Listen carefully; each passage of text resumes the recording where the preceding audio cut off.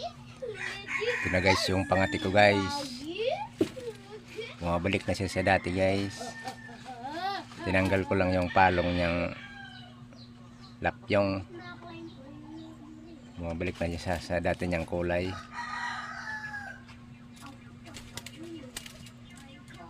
Hindi siya pure na talon, may lahi siyang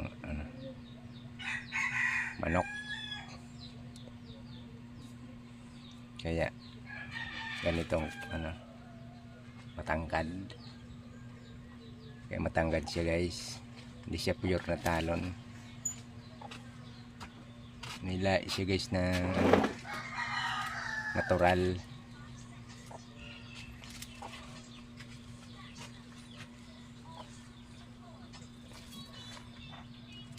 Marso na lang ang inihintay nito. Marso para mainit dito sa amin. Marso. Hanggang Abril, Mayo, Hunyo. Yun ang pangatihan namin dito.